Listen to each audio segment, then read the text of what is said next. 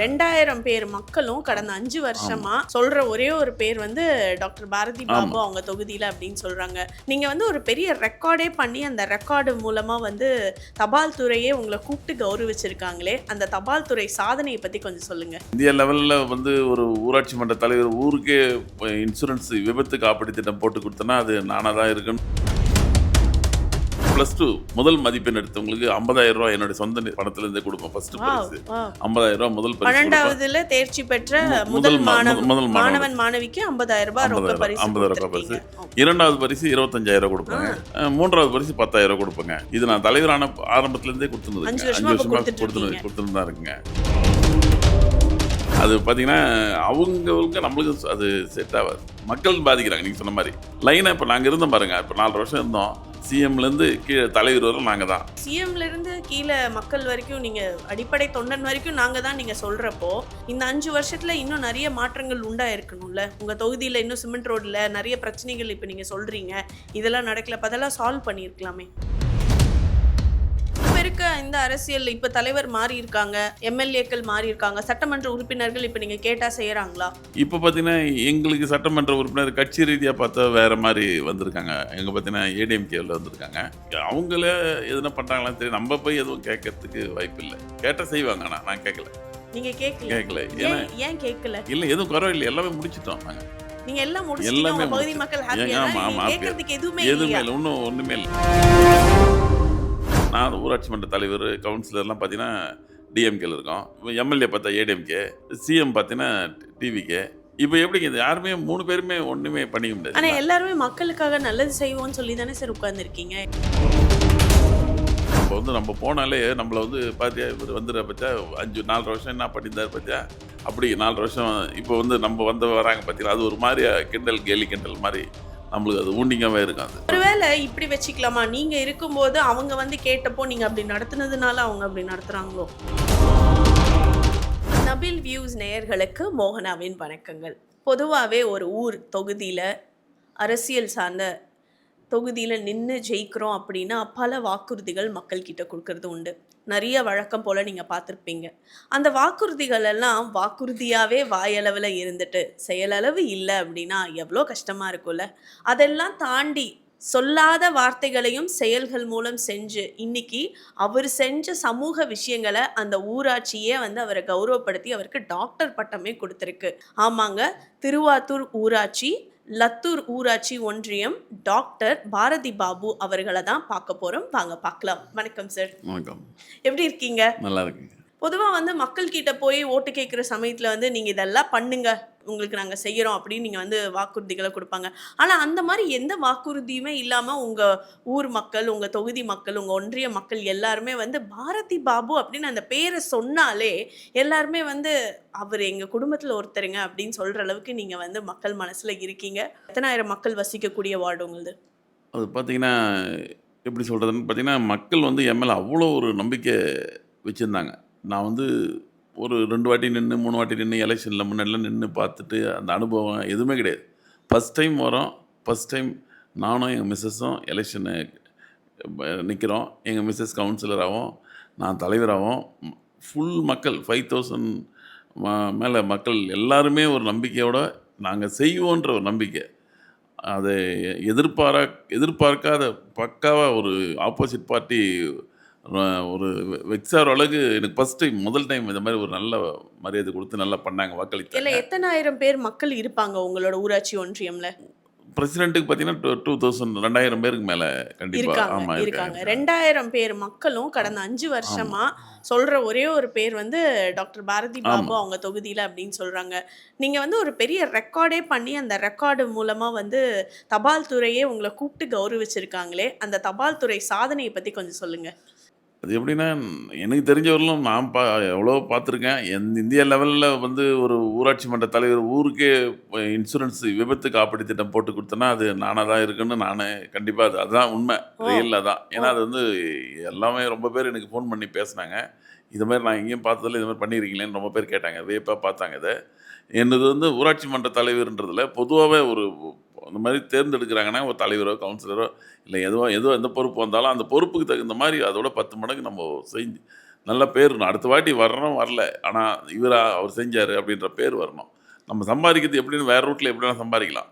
இது அரசியலில் இறங்கி தான் சம்பாதிக்கணுன்றது தேவையில்லை. நம்ம வந்து எனக்கு என்னென்னா என்னோடய கான்செப்ட்டு மக்கள் நம்ம நம்பி ஓட்டு போட்டாங்க. அவங்களுக்கு 1 மடங்கு நம்பினாங்கன்னா நம்ம 100 மடங்கு அவங்களுக்கு பணி செய்யணும்னு சொல்லிட்டு 24 மணி நேரம் மக்களுக்காகவே நான் உழைக்கிறேன். உழைச்சுனே இருப்பேன். இது தொடரும், கண்டிப்பாக தொடரும். இது வந்து நிறுத்தத்துலாம் கிடையாது. இதை ஒரு ஒரு ஒரு ஆளுக்கு நான் 400 வீதம் ஊர் பப்ளிக் எல்லாருக்குமே 2000 பேருக்குமே நான் விபத்து காப்பீடு திட்டம் போட்டு 2000 பேர் மக்களுக்குமே நீங்க வந்து விபத்து காப்பீடு திட்டம் கொடுத்து, அது இந்திய தபால் துறை அரசாங்கமே உங்கள கூப்பிட்டு கௌரவிச்சு, ஆமா. உங்களுக்கு ஒரு பாராட்டும் குடுத்துருக்காங்க அப்படிங்கிறது, அது நீங்க செஞ்ச மிகப்பெரிய ஒரு சேவை. எல்லாரும் போய் ஒரு காப்பீடு போடுங்க, இன்சூரன்ஸ் போடுங்கன்னு சொல்றத விட்டுட்டு, என் மக்கள் எல்லாத்தையும் நானே கூட்டிட்டு போய் போடுறேன் அப்படின்னு நீங்க 2000 மக்களுக்கு நீங்க பண்ணியிருக்கீங்க. பெரிய விஷயம் சார். யார் செய்வா அப்படிங்கிற மாரி. உங்க தொகுதியில இப்ப நீங்க ஜெயிச்சு வர்றதுக்கு முன்னாடி ஒரு சில விஷயங்கள் எல்லாம் இதெல்லாம் பாதிப்பா இருக்கு, பழுதடைஞ்சு இருக்கு, சரியான சாலை வசதிகள் இல்லாம இருக்கு. என் பகுதி மக்களுக்கு வந்து ஒரு நல்ல கவர்மெண்ட் ஹாஸ்பிட்டல்ல வந்து பேசிக்கான ஃபெசிலிட்டிஸ் நீட்ஸ் இருக்கு. இந்த மாரி நெறைய விஷயங்கள் இருந்திருக்கும்ல. அந்த மாரி 5 வருஷத்துக்கு முன்னாடி இல்லாத ஒண்ணு, இப்போ நீங்க வந்ததுக்கப்புறம் இதெல்லாம் நான் மாத்தியிருக்கேன் அப்படின்னா என்னெல்லாம் பண்ணியிருக்கீங்க? லைனாக சொல்லலாம். அவ்வளோ பண்ணியிருக்கேன். அது எது சொல்லுங்க. சொல்கிறதுன்னு தெரியாது. அதில் ரொம்ப குறிப்பாக சும்மா பார்த்தீங்கன்னா ஒரு 5 சொல்லுங்களேன். சும்மா ஒரு வாட்டர் டேங்க்கு, ஒரு பால்வாடியாக இருக்கட்டும், புதுசு எல்லாமே. ரேஷன் கடையாக இருக்கட்டும், அடுத்தது புது சிமெண்ட் சாலைகளாக இருக்கட்டும், எல்லாமே அதுமாரி சொல்லிக்கினே போகலாம். அதுமாரி கல்வியில் பார்த்தீங்கன்னா, கல்வித்துறையும் நாங்கள் அதுமாரி கல்வியில் முழு ஒத்துழைப்பு என்னுடைய 5 வருஷமாக நான் தலைவரானதுலேருந்து இப்போ ஸ்கூல் பிள்ளைங்களுக்கு பார்த்தீங்கன்னா, நல்ல ஒரு ஊக்கம் கொடுத்து படிக்கிற அளவுக்கு எங்கள் திருவாத்தூர் பள்ளி பார்த்தீங்கன்னா 95%, 96% அப்படி தான். 90க்கு கீழே இறங்காது. 100 to 90 அப்படி தான் இருக்கும். இந்த வாட்டி டார்கெட் என்ன 100% பசங்க மார்க் வாங்கணுன்றதுக்கு நான் ஊக்குவிச்சுக்கின்னு பசங்களை நல்லா படிக்கிற மாதிரி பார்க்குறேன். பிள்ளைங்க நல்லா எதிர்காலம் நல்லா இருக்கணுன்றதுக்காக நான் என்ன பண்ணுறேன்னா, என்னென்ன ரூட் எடுத்து என்ன பண்ணால் பசங்க நல்லா படிப்பாங்க அப்படின்றதுக்கு என்னென்ன வழிகளை எல்லாத்தையுமே நான் எடுத்து பண்ணேங்க. அதில் பார்த்தீங்கன்னா மோட்டிவேஷன் ஸ்பீச்சுக்காக என்னோடய ஃப்ரெண்ட்லாம் இருக்காங்க. இவங்கெல்லாம் வர வச்சு அந்த ஃபங்க்ஷனில் மோட்டிவேஷன் ஸ்பீச்சு ஒழுக்கமாக எப்படி பண்ணணும், அவங்க நல்லா பேசுறது பசங்க புரிஞ்சுக்கின்னு அந்த மாதிரி ஒரு நல்ல பிள்ளைங்களுக்கு நல்ல ஒரு எதிர்காலம் வர மாதிரி பண்ணி பேசுனாங்க. அதெல்லாம் பண்ணேன். அதே மாதிரி பார்த்தீங்கன்னா +2 ஃபஸ்ட்டு முதல் மதிப்பெண் எடுத்தவங்களுக்கு ரூ. 50,000 என்னுடைய சொந்த பணத்திலேருந்தே கொடுப்பேன். First wow! பரிசு வாவ்! ரூ. 50,000 முதல் பரிசு கொடுப்பேன். 12வதுல தேர்ச்சி பெற்ற முதல் முதல் மாணவன் மாணவன் மாணவிக்கு ரூ. 50,000 ரொக்க பரிசு 50,000 பரிசு. கொடுத்திருக்கீங்க. 2வது பரிசு 25,000 கொடுப்பேங்க. 3வது பரிசு 10,000 கொடுப்பேங்க. ஓ! இது நான் தலைவரான ஆரம்பத்துலேருந்தே கொடுத்துருந்துருக்கேன். 5 5 வருஷமா இப்ப வருஷமா கொடுத்துட்டு கொடுத்துட்டு தான் இருக்குங்க. அதேமாதிரி 10வதுலேயும் சரிங்க. 10வதுலேயும் ஃபஸ்ட்டு மார்க் எடுக்கிறவங்களுக்கு 50,000, செகண்ட் மார்க் எடுக்க 25,000, தேர்ட் மார்க் எடுக்கிறவங்க ரூ. 10,000 கண்டினியூவாக கொடுத்துருக்கேன். அதேமாதிரி அவங்களுக்கு எந்த விஷயத்துலையும் ஒரு ஒரு வருஷத்தில் எத்தனை ஃபங்க்ஷன் வருது பள்ளியில் பார்த்தீங்கன்னா, எல்லா ஃபங்க்ஷனும் நான் நடத்துவேங்க. என்னுடைய சொந்த செலவுலேயே நான் பண்ணுவேன் அதை. பெரிய விஷயம். ஆமா. ஏன்னா, பொதுவாவே அரசியல்வாதிகள் என்றால் பொய்யான வாக்குறுதிகளை குடுத்துவிட்டு, அந்த ஆண்டு முடியறதுக்குள்ள அவங்க எவ்வளோ பணத்த எடுக்கணும் அப்படிங்கிற மைண்ட் செட்ல தான் இருப்பாங்க. ஏகப்பட்ட புகார் வழக்கு இதெல்லாம் தொடர்ந்து இருந்துகிட்டே இருந்தாலும், தான் சொந்த காசுல தான் நான் இதெல்லாம் செஞ்சேன் அப்படின்னு சொல்லக்கூடிய ஒரு நல்ல அரசியல் தலைவர் நம்மளுடைய லத்தூர் ஊராட்சி ஒன்றியம்க்கு கிடைச்சிருக்காங்கன்னா, அது மிகப்பெரிய விஷயம் தான். டாக்டர் பாரதி பாபு பத்தி அந்த ஊர் மக்கள் எல்லாரும் புகழ்ந்து பேசுற ஒருத்தர். அவர் வேற யாரும் இல்ல, எங்க ஊர்ல ஒருத்தர், எங்க வீட்ல ஒருத்தர் அப்படின்னு சொல்றாங்க. இப்போ நீங்க வந்து ஆட்சி செய்யறது கட்சின்னு வந்து கடந்த ஆட்சி டிஎம்கே அவங்களோட பீரியட்லேருந்து நீங்க ஒர்க் பண்ணீங்க. இப்போ ஆட்சி மாறி இருக்கு. புது சிஎம், ஃப்ரெஷ்ஷான ஒரு சிஎம், அரசியல் களமே தெரியாத ஒரு சிஎம் வந்து இருக்காங்க. இப்போ முன்னாடி இருந்த அரசியல் களத்துக்கும் இப்போ இருக்கிற அரசியல் களத்துக்கும் எப்படி இருக்கு? டிஃப்ரென்ஸ் எதுவும் சொல்ல முடியாது. எப்படின்னு கேட்டிங்கன்னா, எங்கள் ஃபீல்டு வேறு, எங்கள் களம் வேறு.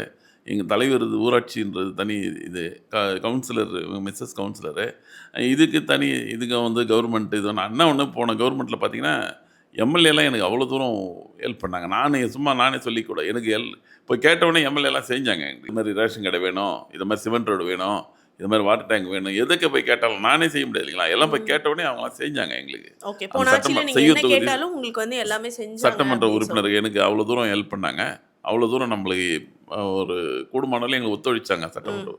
அதில் எனக்கு கொஞ்சம் நல்ல பேர் வர்றதுக்கு கொஞ்சம் வாய்ப்பு கிடைச்சு. நான் போய் எது வந்தாலும் போய் கேட்பேன். கேட்ட உடனே செய்வாங்க. எது வந்தாலும். இப்ப இருக்க இந்த அரசியல் இப்ப தலைவர் மாறி இருக்காங்க, எம்எல்ஏக்கள் மாறி இருக்காங்க, சட்டமன்ற உறுப்பினர்கள் இப்ப நீங்க கேட்டா செய்யறாங்களா? இப்போ பார்த்தீங்கன்னா, எங்களுக்கு சட்டமன்ற உறுப்பினர் கட்சி ரீதியாக பார்த்தா வேறு மாதிரி வந்திருக்காங்க. எங்கே பார்த்தீங்கன்னா ஏடிஎம்கேவில் வந்திருக்காங்க.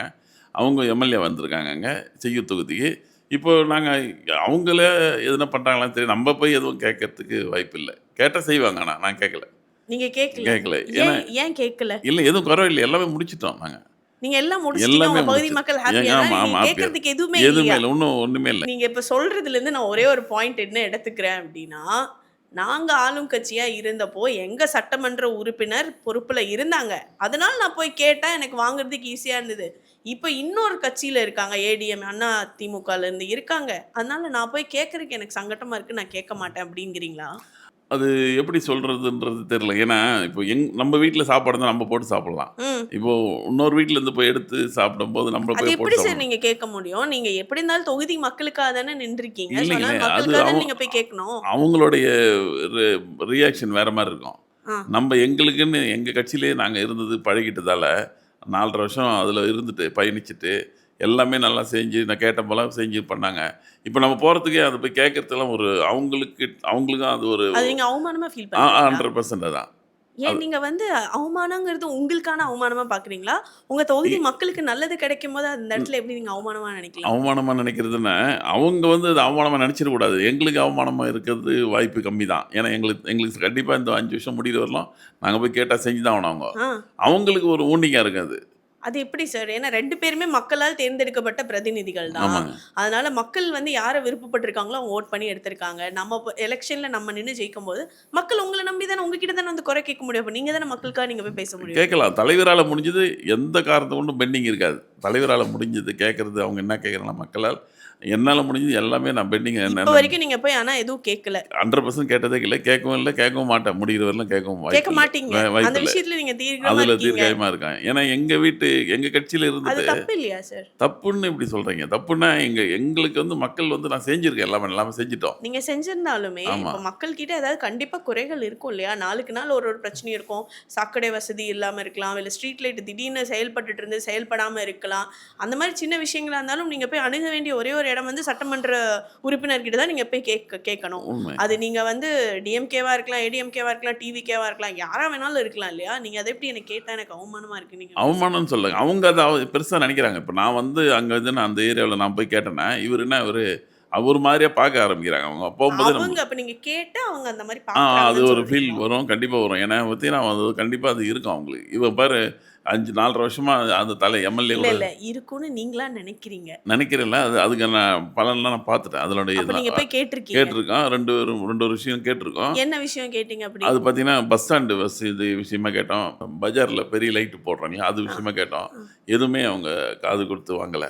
ஓகே. அப்ப நீங்க கேட்டது அவங்க செஞ்சு ஆமா, கொடுக்காதது ஆமா. கொடுக்கலங்கிறீங்க. ஆமா. இப்போ நான் 4.5 வருஷம் இருந்த எம்எல்ஏ கூட பயணிச்சு இல்லைங்களா, செய்யூர் தொகுதி எம்எல்ஏ பணியூர் பாபு மூலியமா பயணிச்சுக்கும்போது 4.5 வருஷத்துல நான் கேட்டு எதுவும் செய்யாதுன்றது ஒன்று கூட நான் சொல்ல முடியாது. ஓகே. ஒன்று கூட நான் கேட்டு அவர் செய்யாதது எதுவுமே கிடையாது. நான் 100% கேட்டேன்னா 100% செஞ்சார் அவர். எங்கள் மக்களுக்காக செஞ்சார். அதனால அவர் எங்களுக்காக பண்ணார் அது.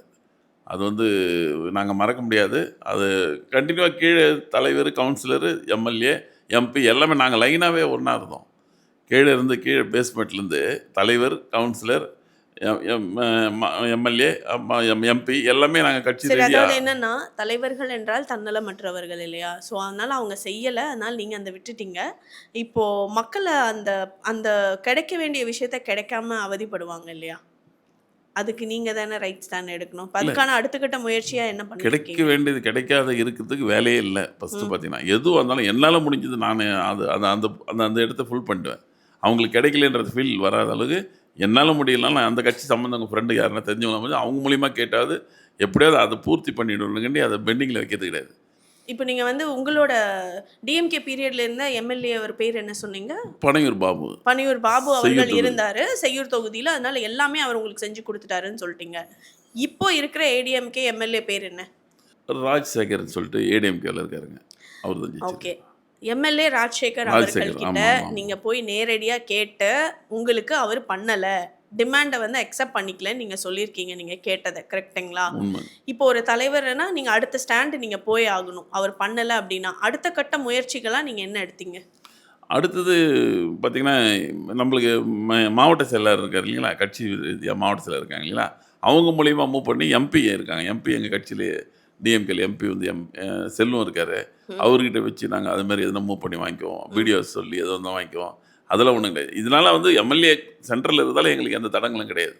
அவர் வந்து அவர் வேலையை பார்க்குறாரு, எங்களுக்கு ஊராட்சி மன்ற தலைவர் கவுன்சிலர் வேலையை நாங்கள் பார்க்குறோம். எங்களுக்கு தேவைன்னா கண்டிப்பாக கேட்கறதுக்கு நாங்கள் ரெடியாக இருக்கிறதுனால அவருக்கு அது செய்ய அவருக்கு ரெடி இல்லை. ரெடி அவர் ரெடி இல்லைங்கிறீங்க. இல்லை. ஆமாம், அதுக்கு 100% உறுதி. ஓகே. இப்ப லத்தூர் ஊராட்சி ஒன்றியம்ல மக்கள் வந்து குறை கேட்டால் ஏடிஎம்கேல இருந்து உங்களுக்கு சரியான எனக்கு விஷயம் வந்து திருவாத்தூர் ஊராட்சி வரதில்ல. மன்ற தலைவருக்கு செய்ய அவர் தயாராக இருக்க வாய்ப்பு இல்லை. வாய்ப்பில்ல அப்படின்னு வாய்ப்பு வந்து இல்லை. பதிவு ஆமாம், பண்றாரு டாக்டர் பாரதி பாபு ஆமாம், அவர்கள் என்று ஆமாம், சொல்லிக்கலாம் ஆமாம், இல்லைங்களா? ஆமாம். ஏன்னா மக்கள் பார்த்துட்டு இருக்காங்க. நிச்சயமா இது வந்து போகும். அதுக்காக தான் நான் திருப்பியும் பதிவு கண்டிப்பாக பண்ணிக்கிறேன். கண்டிப்பாக கண்டிப்பாக. இப்போ இருக்க அரசாங்கம் டிவிகே அரசாங்கம் முதன்முறையாக மிகப்பெரிய ஒரு மாற்றத்தை வந்து ஏற்படுத்தி வந்திருக்காங்க. ஸோ அந்த மாற்றம் நீங்க பழைய செஞ்சுட்டு இருந்த வேலைகள்ல ஏதாவது தடங்கள் இருக்கா? இல்லை எப்படி இருக்கு? ஃபர்ஸ்ட் கம்பேரிசன் பார்த்துக்குவோம். உங்க தலைவருக்கும் இப்ப இருக்க தலைவருக்கும். கம்பாரிசனில் பார்த்தீங்கன்னா நான் எப்படி சொல்ல முடியும், நீங்கள் சொல்லுவாங்க. கம்பாரிசன் பார்த்தீங்கன்னா எங்கள் கட்சி தான் கரெக்டான இதுன்னு நான் சொல்லுவேன். எங்கள் கட்சி சம்மந்தமாக தான் நான் நல்லா இருந்ததுன்னு சொல்லுவேன். சொல்லவும் முடியும், சொல்லி தான் ஆகணும். கட்டாயம் தான். நான் செஞ்சது தானே 4 வருஷம் இப்போ எனக்கு செஞ்சாங்க. எம்எல்ஏலாம் போய் செஞ்சாங்க. அதனால் அதை சொல்லி தான் ஆகணும். ம். செய்ய இப்போ மற்றதை பற்றி நான் சொல்ல முடியாது இல்லைங்களா? இதை அனுபவித்தேன், என்ஜாய் பண்ணோம். அதில் மக்களுக்கும் என்ஜாய் பண்ணாங்க. அதை நான் போய் கேட்டேன், செஞ்சாங்க.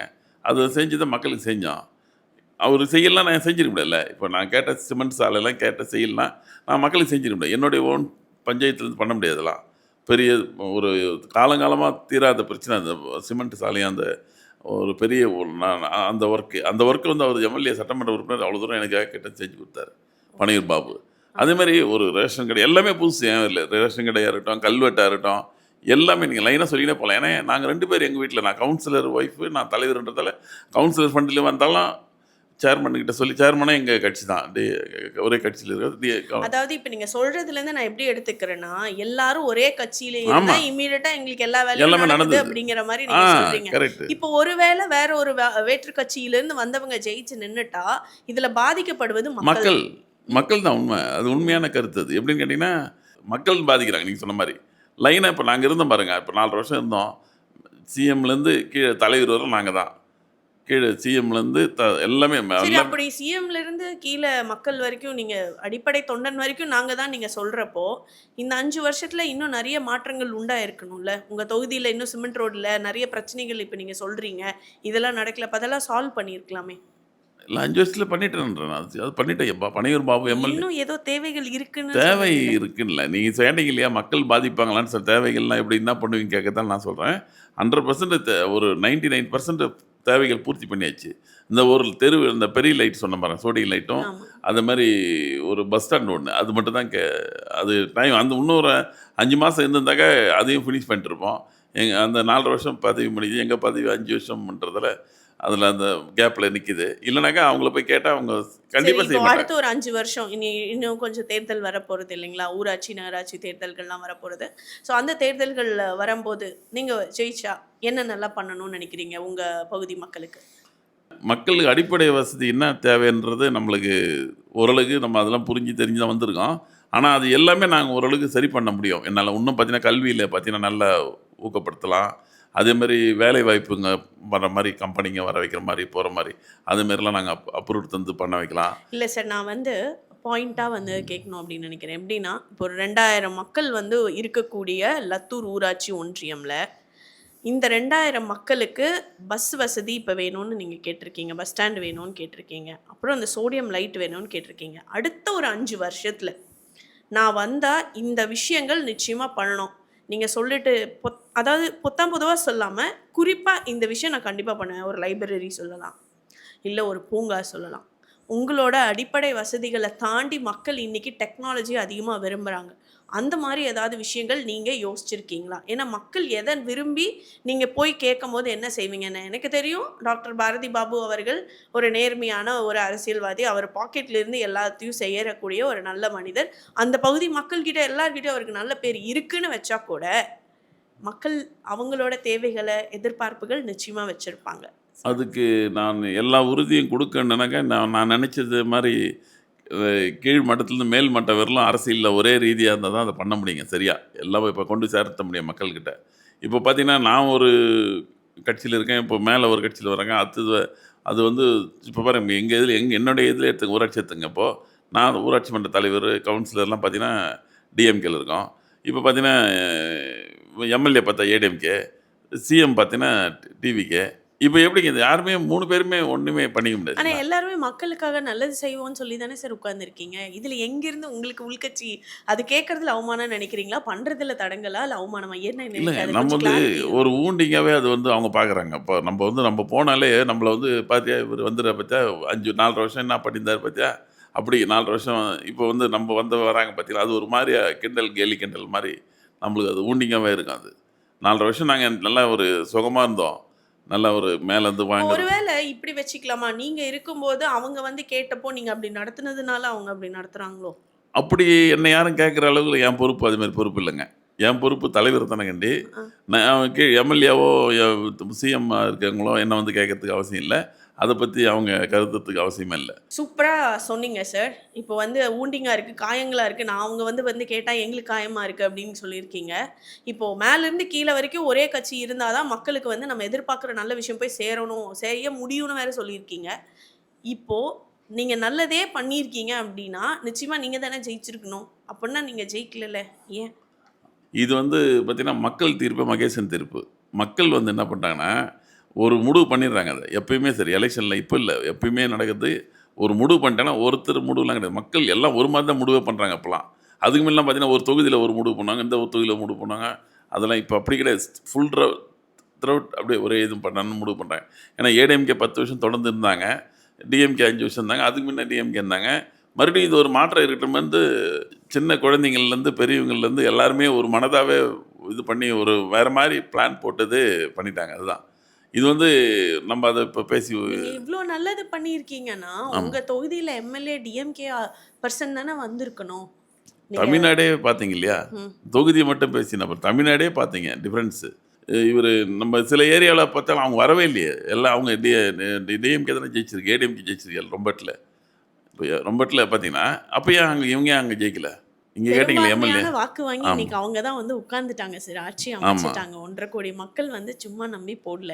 பட் நீங்க இத்தன வருஷ கட்சிகள் ஆண்ட கட்சியே வந்து இப்போ களத்துல இல்ல. நாங்க வந்து இல்ல கிவ் அப் ஆயிட்டோம். ஏன்னா எங்களுக்கு போய் கேள்வி கேட்டு அத செய்யணும்னு நெனச்சா, எங்களுக்கு வூண்டிங்கா இருக்கு அப்படின்னு சொல்றது வந்து பதிலா இருக்குமாங்கிறது பதில் இல்ல. இருக்கிறது தானே பண்ணி ஆகணும். இப்போ யாருமே வந்து நான் இல்ல. எல்லா ஊராட்சி மன்ற தலைவரும் இந்த மாரி வேதனையில இருக்காங்க. ம். எல்லா தலைவரும் பார்த்தீங்கன்னா, ரொம்ப பேர் பார்த்தீங்கன்னா, நான் சொல்லிட்டேன் மிச்ச பேர்லாம் சொல்லல. எல்லார் மனசுக்குள்ள இது இருக்கே தான் செய்யுது. 4 1/2 வருஷம் டிராவல் பண்ணிட்டு, இந்த ஒரு 5 6 மாசத்துக்கு எப்படின்றது எனக்கு இல்ல. தமிழ்நாடு ஃபுல்லா எல்லா தலைவருக்கும், எல்லா கவுன்சிலருக்கும் எல்லாருக்குமே இந்த நீங்க உள்ள எவ்வளோ வேதனை. வருஷமா டிஎம்கே கட்சியில இருக்கீங்க? நானு இப்போ சி அப்பா தாத்தாவுலேருந்து திமுக தான்.